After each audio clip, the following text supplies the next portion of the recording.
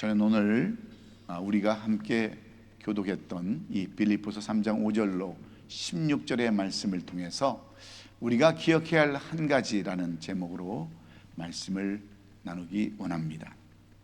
우리가 유튜브를 보거나 페이스북을 보면은요, 남에게 절대로 하지 말아야 할 말 세 가지라는 그러한 글과 동영상들이 많이 나와 있습니다. 우리가 인생을 살아가면서 이런 세 가지 말을 절대로 하지 말라고 하는 이유는 오히려 그런 말들이 상처로 돌아오고 무시당하는 일들로 변하기 때문입니다. 그렇다면 남에게 절대로 하지 말아야 할 세 가지는 과연 무엇일까요? 저는 개인적으로 올해 106세를 사신 연세대학교 명예철학교수이신 김영석 박사의 이야기를 저는 마음에 닿게 됩니다. 그 이유는 그분이 지금까지 106세를 사시면서 경험하고 체험한 내용이 그 누구의 글보다 제 마음에 공감이 되기 때문이에요. 그렇다면 그분이 말하고자 하는 남에게 절대로 하지 말아야 할 말 세 가지는 무엇일까요? 첫째는 가정사를 말하지 말라는 겁니다. 집안의 자식들 이야기나 남편의 이야기나 아내의 이야기를 자랑이든지 험담이든지 하지 말라는 거예요. 왜냐하면 사람들은 처음에는 그런 이야기를 재미로 듣지만 나중에는 그러한 이야기로 자신의 발목을 잡는 아킬레스건이 되기 때문이라는 것입니다. 그 두 번째는 뭐냐면 부정적인 얘기를 하지 말라는 거예요. 늘 아프다든지 죽겠다든지 힘들다든지 안 된다든지 그런 부정적인 말을 하면은 처음에는 동정을 얻을 수 있다고 하는 거예요. 얼마나 힘들면 그럴까? 얼마나 힘들면 힘들다고 그러고 얼마나 힘들면 죽겠다고 그럴까? 얼마나 안 되면 안 된다고 그럴까? 하는 이런 말들은 처음에 동정을 얻을 수 있지만 나중에는 그 사람의 인격에 매사에 부정적인 사람으로 낙인을 찍어가지고 다 피하게 되고 거리를 멀게 하기 때문이라는 거예요. 그리고 세 번째는 자신의 재산에 대해서 이야기하지 말라는 겁니다. 돈에 대해서 얘기하지 말라는 거예요. 돈이 많다는 것도 자랑하지 말고 없는 것도 내색하지 말라는 겁니다. 돈이 많다고 자랑하면 처음에는 그 사람이 우러러 보이고 존경스럽게 보일지 모르지만 나중에 급할 때 돈 좀 빌려달라고 해가지고 안 빌려주면 그 사람은 인색한 사람으로 그렇게 몰아가기 때문이라는 거예요. 그리고 돈이 매일 없다고 하면은 사람들이 뭐라고 하냐면 불쌍하다고 생각하는 것이 아니라 저 사람은 궁색한 사람이구나 하면서 아주 무시하고 거리를 둔다고 하는 거예요. 그래서 이런 세 가지만 잘 지켜도 욕 안 먹고 살 수 있다고 하는데, 그럼에도 불구하고 제가 오늘 우리 집 가정사를 좀 얘기하려고 하는 이유가 좀 있습니다. 왜냐하면 오늘 제 가정사를 얘기를 좀 해야 오늘 이 본문이 이해가 되기 때문에 그래요. 저는 지금부터 45년 전에 그 미국에 유학을 오면서 결혼을 하고요, 한국에 여러 가지 정리할 것들이 있어서 한 1년 정도를 저희 처갓집에 머물렀습니다. 수많은 처갓집 식구들과 함께 생활하면서 많은 신세를 졌어요.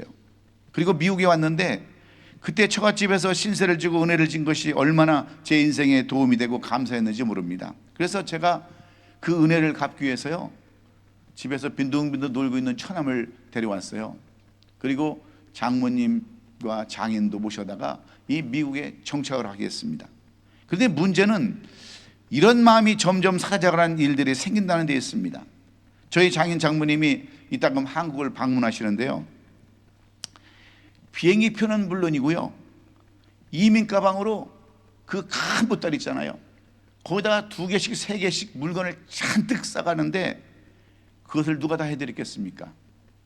어느 여름에는 한국에 밍크 코트를 2벌을 가져가야 되는데요, 하나는 자기 거, 하나는 세관은 그 직원의 어머니 것까지 가지고 가야 된다고 해서 그 여름에 그 비싼 밍크 코트를 2벌을 해드렸어요. 저희 부모님에게는 비행기 표 한 번 보낸 적 없습니다. 뭐 물건 한번 사서 제대로 보낸 적이 없어요. 그런데 더 결정적인 것은 제가 이제 목회를 시작하면서 하던 사업을 이렇게 처남에게 이렇게 물려주려고 했는데 처남이 도저히 못하겠다는 거예요. 자기는 도저히 이렇게 큰 비즈니스를 감당이 안 돼서 못하겠다 해가지고 어쩔 수 없이 다른 사람에게 그걸 정리를 했습니다. 그랬더니 그 비즈니스를, 그 사업을 처남에게 안 물려줬더라고. 장인 장모님이 우리를 3년을 안 쳐다보는 거예요. 예? 그리고 처남 아이들이 돌잔치나 어떤 일이 있어서 가면은요, 목사가 되더니 목이 굳어져 가지고 애미애미도 못 알아본다, 이렇게 눈길도 안 주면서 핀잔을 주는 거예요. 그 사람 많은데. 그러니까 그 안강최라고 하는 최고의 성을 가지신 우리 집사람이 그 마음이 어떻겠어요? 예?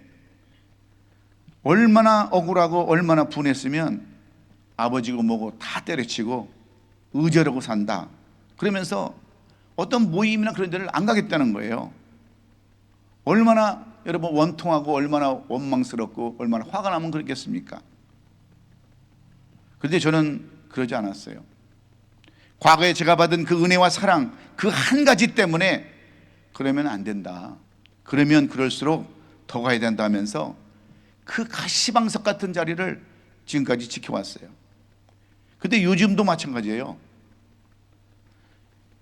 이제 장인은 안 계시고 장모님만 양로원에 계시는데 가면 외롭다고 심심하다고 해서 정부의 혜택도 못 받는 도우미를 이렇게 구해서 이렇게 도우미를 고용해 드렸습니다. 그리고 한 달에 두세 번씩 찾아뵈도 늘 안 온대요. 늘 안 온다고 양로원에 있는 사람들에게 늘 불평을 하는 겁니다. 예? 그리고 다른 집 자식들은 매일 오는데 우리 큰딸하고 사위는 뭐가 그렇게 바쁜지 안 온다고 하면서 그렇게 불평을 늘어놓는 거예요. 그리고 갈 때마다 이 마켓에 들려서 바리바리 사가지고 가요. 뭐 어머니 좋아하는 이것저것 사가는데 본인은 정작 아무것도 안 먹습니다. 그리고 다 그걸 나눠줘요. 나눠주는 재미로 산대요.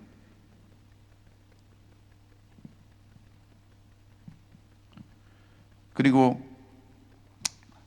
요즘은 또 그런 게 있어요. 왜 이렇게 많이 사왔냐고 그러면서 사오지 말래요. 뭐 이렇게 많이 사왔어? 조금 안 사와도 되는데. 그래서 또 안 사가면 또 뭐라고 하는지 아세요? 왜 또 빈손으로 왔냐는 거예요. 미치고 환장하고 팔딱 뛸 일이 바로 그런 거 아니겠어요? 그래서 요즘은 이제 계속해서 가는데 요즘은 또 병원에 계셔가지고 한 주에 한 번씩 가요. 예? 하루 가면요 아침부터 하루가 다 갑니다. 그런데 왜 그렇게 정성을 다하고 최선을 다하는 줄 아세요? 오직 한 가지예요. 내가 예전에 처갓집 신세를 지면서 그 졌던 그 빚, 그 사랑 때문에 끝까지 정성을 다하고 끝까지 최선을 다하는 겁니다. 가정사를 말하지 말라고 했는데 이렇게 말하다가 집에 가면 맞아 죽을지 모르겠지만 가정사를 말하면 그래도 사람들이 편해서 속이 시원해서 얘기를 하는 것 같아요. 어쨌든 사람은 무엇을 기억하느냐에 따라서 생각이 달라지고 행동이 달라지는 것입니다. 어떤 사람은 과거의 상처를 기억하며 살아가고 어떤 사람은 과거의 실패를 기억하며 살아가지만 대부분의 사람들을 살펴보면 과거의 은혜보다는 상처를 더 오래 기억해요. 그래서 어떤 심리학자는 사람은 기억의 창고에서 꺼내는 것으로 오늘을 살아간다, 이렇게까지 이야기를 하고 있습니다. 같은 상황 속에서 어떤 사람은 감사하며 살고 어떤 사람은 원망하며 사는 이유가 바로 여기에 있는 것입니다. 그런데 우리 신앙도 마찬가지 아닙니까? 너무 많은 것을 기억하려고 하다가 정작 가장 중요한 것은 잊어버리고 사는 것이 우리의 신앙생활이에요. 그래서 예수님께서는 마르다에게 이렇게 말씀하셨어요. 누가복음 10장 41절로 42절에서 마르다야 마르다야, 내가 많은 일로 염려하고 근심하나 몇 가지만 하든지 혹 한 가지만이라도 족하니라. 뭘 이렇게 많은 것들로 고심하고 걱정하고 근심해서 좋은 것은 다 빼앗겨버리고 그렇게 사느냐. 한 가지만이라도 잘 기억해라 하는 것이 예수님의 말씀이셨습니다. 이 말씀은 신앙생활에도 가장 중요한 것은 많은 것보다도 한 가지를 기억하는 것이 더 중요하다 하시는 말씀인 줄로 믿습니다. 그런데 오늘 본문의 말씀도 똑같은 말씀이에요. 오늘 본문 13절에 사도 바울은 뭐라고 얘기합니까? 형제들아, 나는 아직 내가 잡은 줄로 여기지 아니하고 오직 한 일, 한 가지 일, 즉 뒤에 있는 것은 잊어버리고 앞에 있는 것을 잡으려고 표대를 향해서 그리스도의 손에서 하나님이 위에서 부르시는 부름의 상을 달려간다 그랬습니다.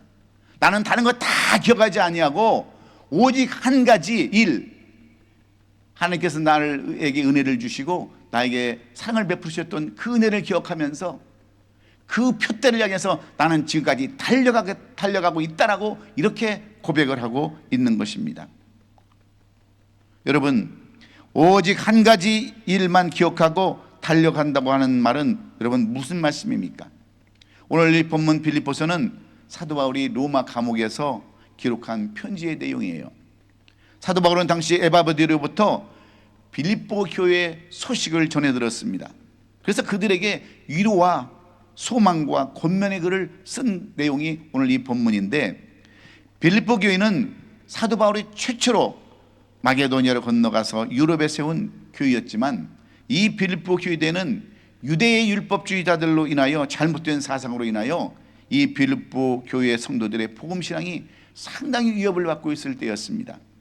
또한 이단 세력들로 침투로 인해서 육체의 쾌락을 일삼는 반도덕적 영주주의자들의 영향을 받아서 그들의 믿음이 흔들리고 이단 사상에 빠질 수밖에 없었을 때에 이 사도 바울이 이 글을 쓴 거예요. 그러면서 신앙이 무엇인 줄 아느냐, 믿음이 무엇인 줄 아느냐, 나는 이렇게 내 신앙을 지키고 내 믿음을 지키고 있다라고 고백하며 쓴 내용이 이 빌립보서 3장의 내용입니다. 이런 빌립보 교회 성도들에게 어떻게 하면 사도 바울이 전해준 복음으로 살 수 있는가를 말씀해 주는 그러한 내용들입니다. 사도 바울은 오늘 본문을 통해서 오직 표대를 향하여 달려나가는 신앙의 삶을 살아가려면 어떻게 해야 되는지 자신의 삶을 구체적으로 이렇게 설명하면서 삶의 지침 몇 가지를 우리에게 가르쳐주고 있는 내용들입니다. 여러분, 이 사도 바울이 감옥에 갇혀 있는 사람이라면 과거를 원망할 수도 있고 현실을 비관할 수밖에 없겠지만, 사도 바울은 감옥에서 자신의 신앙과 믿음을 고백하면서 나는 좌르나 우르나 치우치지 아니하였다라고, 오직 한 길 표대를 향해 달려나간다고 하는 그의 고백을 지금 이야기하고 있는 것입니다. 그 이유는 그의 시선이 과거가 아니라 표대 되신 예수님께 있었기 때문인 줄로 믿습니다. 우리가 알다시피 사도 바울은 위대한 사도였어요. 수많은 교회를 세웠고 놀라운 그런 많은 사역들을 감당했습니다. 그러나 그는 자신의 업적과 과부에 머물지 않았어요. 오직 한 가지 일, 그 일에 집중했다고 이렇게 고백합니다. 그것은 예수 그리스도를 향해 달려나가는 그것이었는데, 그렇다면 우리가 기억해야 할 이 한 가지를 구체적으로 이 사도 바울은 무엇이라고 말씀하고 있을까요? 우리가 신앙생활을 하면서 기억해야 할 한 가지를 구체적으로 세 가지를 이야기하고 있는데, 그 한 가지는 첫째로 우리는 과거보다 하나님의 은혜를 기억해야 된다고 하는 것입니다. 오늘 본문 13절 중반에 보시면 뒤에 있는 것을 잃어버리고 하면서 오직 하나님의 은혜만 기억했다라고 이렇게 고백하고 있습니다. 바울에게는 잊고 싶은 과거가 얼마나 많았습니까? 그는 교회를 핍박했고 그 예수 믿는 성도를 잡아다가 감옥에 넣었습니다. 스데반의 죽음에도 동조를 했어요. 그러나 다메섹에서 그를 찾아온 주님을 만나고 변화되어서 그는 과거에 묶여 살지 않았습니다. 왜 그렇습니까? 하나님의 은혜가 과거보다 크다는 사실을 그는 깨달았기 때문인 줄로 믿습니다. 사실 사도 바울은 다메섹에서 주님을 만난 것 위에는 그 주님으로부터 특별한 은총을 받은 것이 별로 많지 않아요. 그가 복음을 전하면서 얼마나 많은 고통을 당했습니까? 수많은 배를 맞고 감옥에 갇히기도 하고 돌을 맞기도 하고 그 많은 어려움을 겪기만 했어요. 그런데 그에게는 고치지 않는 질병들이 있었습니다. 간질인지 안질인지 우리는 제대로 알 수 없지만 그가 넘어지고 쓰러지고 할 때 그는 하나님 앞에 간절히 기도했다고 그랬어요. 얼마나 간절히 기도했는지 성경은 그가 3번을 기도했다고 그랬습니다. 이 3번을 기도했다고 하는 것은 그가 정말 간절한 마음을 담아서 간구하고 기도했다고 하는 그런 뜻이에요. 그런데 하나님의 대답은 무엇이었습니까? 내 은혜가 족하도다 그랬어요. 내 은혜가 족하도다. 그리고 고쳐주시지도 않았어요. 그러나 사도 바울은 그에 대해서 한마디 불평도 원망도 하지 않았습니다. 왜 그런지 아십니까? 주님이 만나주신 그 은혜, 그 사랑, 그것 하나 때문이었어요. 그런데 우리들은 어떻습니까? 은혜는 물에 새기고 원수는 어디에 새겨요? 돌에 새긴다고 그랬어요. 은혜는 다 잊어버리고 서운하고 가슴 아팠던 것, 그런 것만 우리가 생각하기 때문에 얼마나 여러분 우리가 상처를 많이 받고 살아갑니까? 그래서 이민 온 사람들의 가정사를 살펴보면요, 처음 이민을 초청해 준 가족과 사이좋게 지내는 가정이 없다라고 어떤 사람들이 얘기를 하더라고요. 처음에 한국에서 별로 신통치 않게 사는 사람들, 그래도 미국이 좋다고 때로는 언니가, 때로는 뭐 오빠가, 아는 또 뭐 다른 사람들이 이렇게 초청해 가지고 여기에 그렇게 이민 온 분들도 많이 있을 거예요. 그러면 처음 영주권을 받고 얼마나 감사했습니까? 예? 그 살기 싫은 힘든 그 한국에서 그래도 미국까지 이민해 와가지고 이렇게 없던 차도 타고 다니고 뭐 집도 사고 그리고 뭐 비즈니스도 하고, 그런데 얼마나 감사했냐는 거예요. 근데 세월이 지나다 보니까 여러분 그 감사는 온데간데 없어졌어요. 그래가지고 지금은 어떻게 사는 줄 아십니까? 다 원수처럼 살아요. 예? 우리도 그런 분들이 여기에 누군지는 모르지만 그런 분도 있어요. 예? 내가 똑똑하고 내가 잘났는데 지금은 안 도와준다고 그렇게 사는 사람들이 많이 있는데 왜 그래요? 무엇 때문에 그렇습니까? 지난 그 은혜, 그 하나 받은 은혜, 그 하나만 기억해도 여러분 감사하고 좋은 관계를 가질 수 있는데, 지난 것에 대한 감사는 다 잊어버리고 서운한 것, 정말 못 도와준 것, 아쉬운 것, 이런 것만 생각하기 때문에 그런 거 아니에요? 그런데 우리의 신앙도 마찬가지 아닙니까? 교회도 마찬가지 아니에요? 교회도 은혜 되는 일도 많지만 은혜 안 되는 일도 참 많이 있습니다.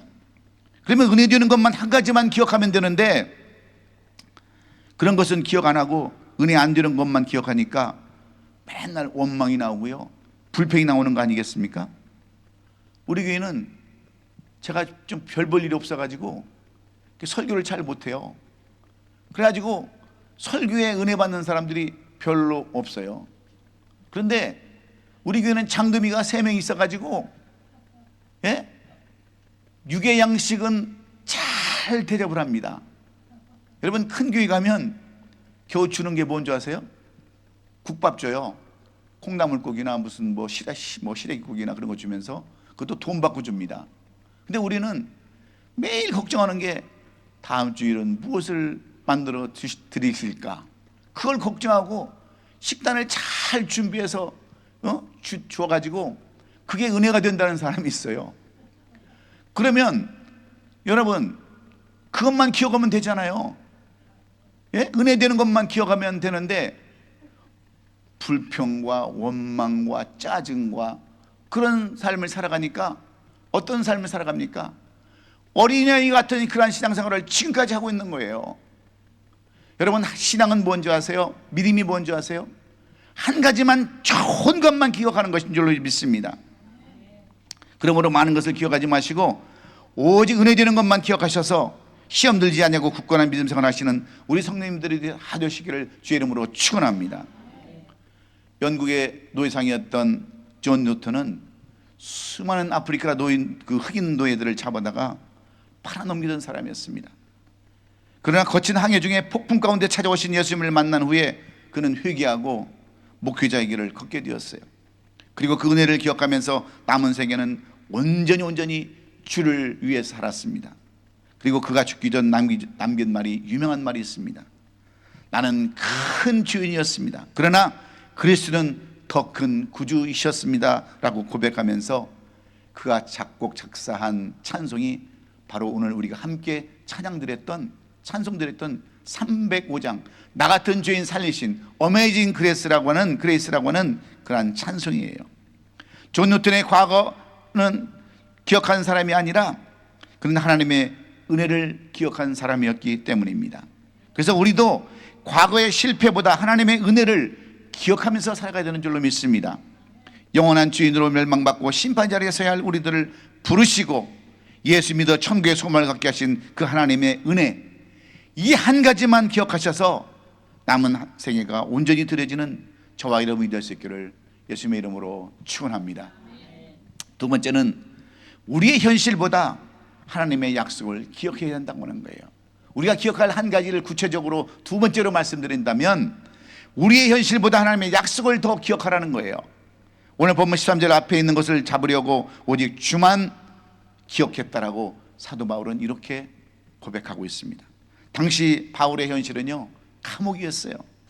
그러나 그는 그를 묻고 있었던 수사들을 바라보지 않았습니다. 하나님의 약속을 바라봤어요. 하나님은 언제나 약속을 이루시는 분이시기 때문인 줄로 믿습니다. 사도 바울에게 주어진 현실은 이제 죽음밖에는 기대할 것이 없었어요. 그러나 사도 바울은 오직 한 가지, 하나님의 그 은혜와 사랑을 기억하면서 하나님이 주신 말씀을 기억하고 하나님을 원망하지도 아니었고 불평하지도 않았습니다.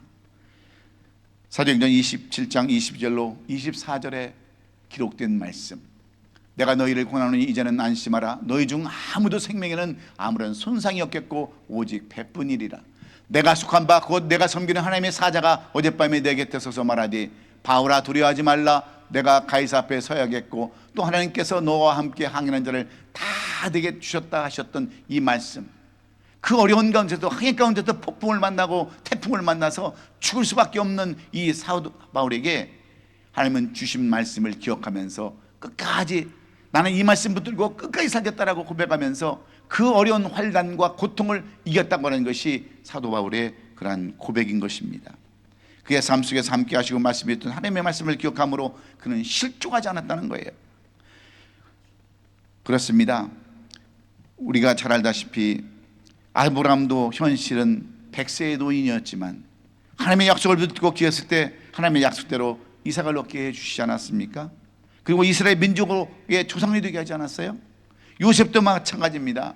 요셉은 형들에 의해서 애굽의 노예로 팔려간 신세였지만 감옥에서 만난 그 하나님의 은혜, 하나님께 주신 그 꿈을 통해서 바로로 하여금 애굽의 총리의 삶을 살게 하셨고 이스라엘 민족들을 품을 수 있는 그러한 넓은 가슴으로 살 수 있었음을 우리가 알 수 있습니다.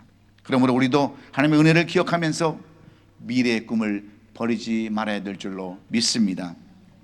우리가 사는 이 캘리포니아, 특별히 애나임에는요, 세계적인 테마 공원인 이 디즈니랜드가 있습니다. 이 디즈니랜드를 만든 월트 디즈니라는 사람은 어느 날 갑자기 신문사에서 해고를 당했어요. 그 이유가 뭐냐면 창의력이 부족하다는 거예요. 그 이유 한 가지 때문이었습니다. 그래서 그는 사업을 했지만 번번이 실패를 했어요. 여러 번 실패를 했습니다. 그러나 그는 하나님께 주신 꿈을 버리지 않았습니다. 하나님께 주신 꿈이 반드시 있겠는데 나는 그 꿈을 붙들리라면서 이렇게 살다가 어느 날 이 월트 디즈니가 그 어린 딸의 손을 잡고서 동네 공원을 거닐다가 이렇게 보니까 동네 공원이 너무나도 지저분하고 더러운 거예요. 그리고 얼마나 위험한지 그의 마음에 강력한 불만이 나타났습니다. 이 정도밖에 공원을 못 만드나? 그래서 월트 디즈니 마음속에 일어난 이 불만이 창조의 미래를 꿈꾸게 했습니다. 그래서 그는 생각을 했어요. 과학적인 탐구도 할 수 있고 자연과 어우러진 아름다운 공원에서 미래를 꿈꿀 수 있는 어린이들만의 천국을 만들 수는 없을까? 이렇게 그는 생각을 하고서 어떻게 하면 정말 아름다운 테마공원을 만들 수 있을까 생각하다가 그가 만든 것이 이 디즈니랜드예요. 여러분, 디즈니랜드 가보셨나요? 요즘 돈 없어서 못 가요. 200불이 넘습니다. 그런데도 몇 터져. 막 세계 각국에서 오는데 얼마나, 여러분 보세요. 놀면서 돈 벌죠. 예? 구경시켜주고 돈 벌죠. 이렇게 세계적인 그러한 테마공원을 만든 이유가 뭡니까? 절대로 어떤 힘들고 어려운 상황 속에서도 절망하지 않고 꿈을 버리지 않은 데에서 이 디즈니랜드가 찬생했다고 하는 것을 여러분은 기억해야 되는 거예요. 바로 옆 동네에 있는 거 아닙니까? 바로 옆에 있는 게 바로 디즈니랜드 아닙니까? 이런 삶을 살아가야 되는 줄로 믿습니다. 우리는 건설적이고 창조적인 불만, 즉 꿈을 가지고 살아야 합니다. 그래야 표대를 향해 나갈 수 있는 거예요. 불만을 위한 불만 혹은 불평을 위한 불평은 아무런 의미가 없습니다. 오히려 미래를 향해 나가는 사람의 팔목을 잡고 과거로 돌아가게 하는 거예요. 원하기는 우리 교회의 모든 성도들은 이 현실에 안주하지 마시고 표대를 향해 나가는 건설적이고 창조적인 꿈을 가지고 오늘도 힘차게 나갈 수 있기를 주의 이름으로 축원합니다. 마지막으로 우리가 기억할 한 가지, 구체적으로 세 번째는 세상보다 예수를 더 기억하는 삶을 살아야 한다는 겁니다. 오늘 본문 14절에 보면 표대를 향하여 그리스도 예수 안에서 하나님 위에서 부르신 부름의 상을 위하여 달려간다, 이렇게 이야기하고 있습니다. 이 말은 오직 한 가지 예수를 기억했다고 하는 말이에요. 바울의 표대는 성공이 아니었습니다. 명예도 아니었어요. 오직 예수 그리스도였습니다. 신앙생활의 본질은 여러분 예수님을 잊지 않는 것입니다. 그래서 사도 바울은 믿음으로 하나님께로부터 난 의의 가치를 깨닫고 그것으로 인해 어떤 상황에서 좌절하지 않냐고 믿음을 지킬 수 있었다라고 이렇게 고백하는 겁니다. 그리고 값없이 그의 의를 주신 하나님의 은혜에 감사하고 하나님이 원하시는 삶을 살고자 표대를 향해서 그리스도 안에서 하나님이 부르신 위에 부르심의 상을 위하여 달려간다, 이렇게 고백하고 있는 것입니다. 사랑하는 우리 성도 여러분, 사도 바울은 누구보다도 육체에 자랑할 것이 많았던 사람 아닙니까? 빌립보서 3장 5절 6절에 성경은 이렇게 기록해놨어요. 나는 8일 만에 할례를 받고 이스라엘 족속이요 베냐민 지파요 히브리인 중에 히브리인이요 율법으로는 바리새인이요 열심으로는 규율을 박해하고 율법의 의로는 흠이 없는 자라. 무슨 말입니까? 나는 어디에 나가도 남들과 비교할 바 없는 그러한 삶을 살았던 사람이요 율법으로는 그 흠이 없는 그러한 바리새인의 삶을 살았다라고 이야기하고 있는 거예요. 나보다 많이 배우고 나보다 똑똑한 사람이 있으면 나와보라고 하는 이야기입니다. 한마디로 어디에 대나도 부족한 것이 없고 꿀릴 것이 없는 사람이라는 그러한 이야기인데, 예수님을 만난 이유는 자신을 뒤돌아보니 너무나도 부족하고 연약해서 자랑할 것이 없다라고 이렇게 고백하는 거예요. 육체의 자랑거리가 그를 구원에 이르게 할 수 없다는 것을 그는 깨달았기 때문입니다. 세상의 어떤 것도 인간을 구원에 이르게는 할 수 없습니다.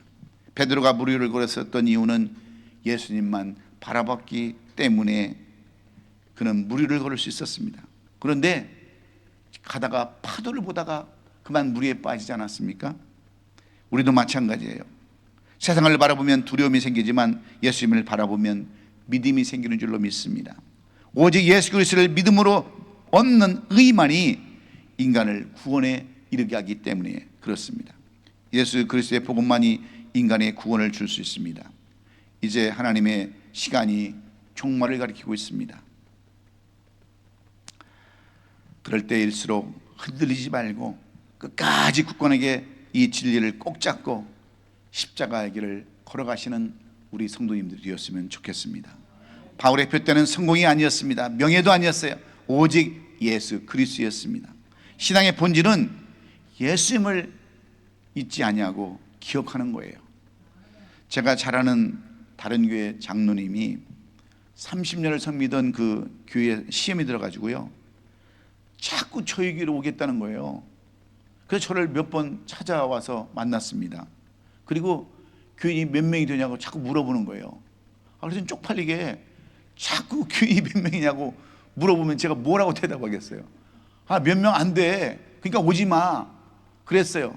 그랬더니 저보고 염장을 지르는 소리를 하는데, 그러니까 목사님 교회에 사람이 안 모이는군요, 그러는 거예요. 예? 그래도 괜찮아요.